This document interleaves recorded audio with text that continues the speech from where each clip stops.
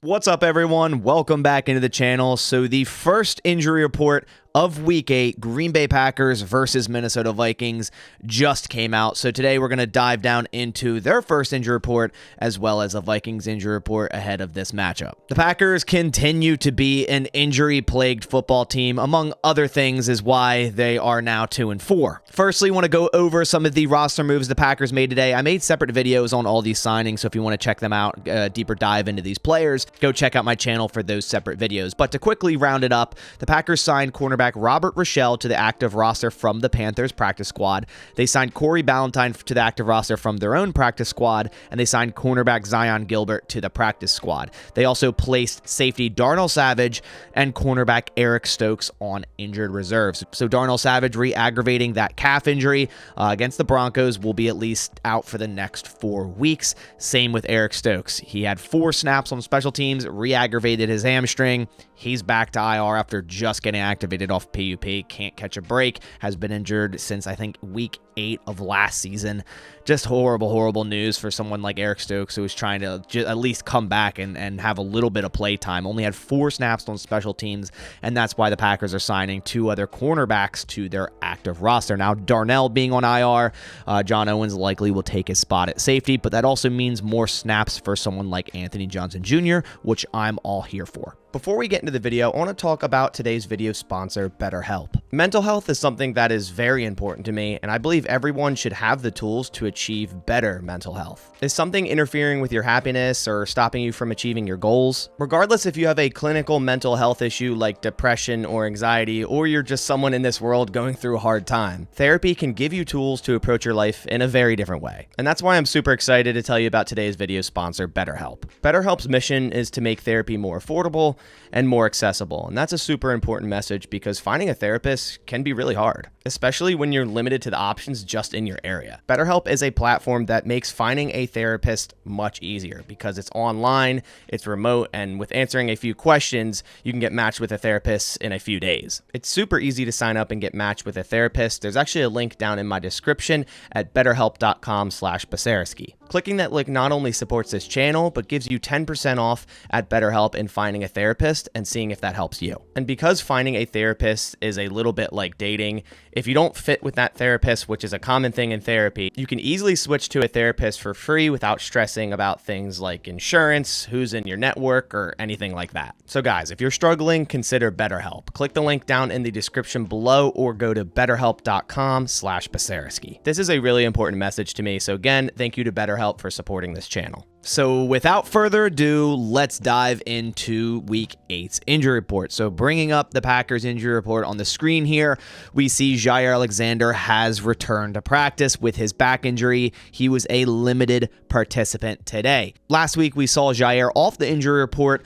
up until Thursday, then reemerge on the injury report and miss the game against the Broncos. So his back injury has kind of been lingering around, and we'll see if he ends up returning to action this week against the Vikings. Now, the Vikings will be without Justin Jefferson, so that'll help us a little bit if Jaire isn't able to go, but the Packers also are very thin at cornerback. Next on this list is Zane Anderson with his hamstring injury. Been on the report for, I think, 4 weeks now with that hamstring. He's a full participant. Devondre Campbell, another player that returned to practice with his ankle injury. He was limited today. We kind of all thought this would happen after the bye week, and Devondre would come back into action against the Broncos and would give a boost to this run defense that has not been good and wasn't good against the Broncos. So some really good news here, seeing Devondre Campbell back in practice and hopefully is able to go against the Vikings this week. Next on this list is Elgton Jenkins with his knee injury, kind of been on the report for the last 6 weeks or so. He was also limited today.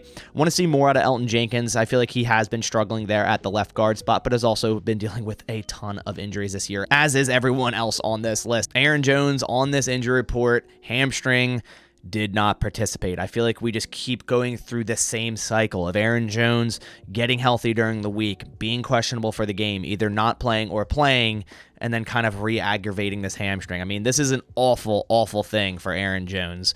Obviously, hamstring injuries linger around so long, and this has been the case for Aaron Jones, and it just seems like he can't get healthy at this point.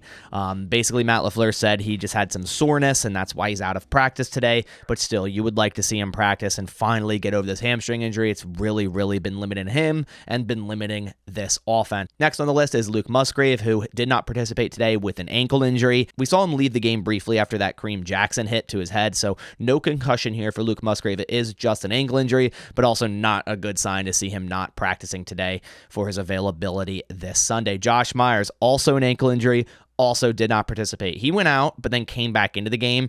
Importantly to note, when Josh Myers did leave the game against the Broncos, Zach Tom moved into center, and Yosh Nijman moved into right tackle. And honestly, at this point, I feel like that's a better combination anyways. So I want Josh Myers to be healthy, obviously, and give the Packers more depth at O-line. But honestly, I wouldn't be too upset to see Zach Tom at center and Yosh Nijman at right tackle this coming week. I think something needs to change on that offensive line, and I believe that honestly would be their 5 best offensive linemen with Nijman in there. And speaking of Nijman, he's the next one on this list with a knee injury, but he was limited today, so likely will be ready to go Sunday if Josh Myers can't suit up and play, and he'll likely be put into right tackle because Tom would end up playing center.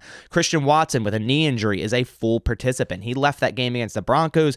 Early reports are that it could be ACL, MCL, multi-week injury, but then the scans came back Monday and everything was clear. He was a full participant in today's practice, not a significant injury at all, and I want to see more from Christian Watson. Ever since coming back, he's kind of been invisible, and the Packers, I feel like, aren't using him like they did last year. They're not throwing any 9 routes to him.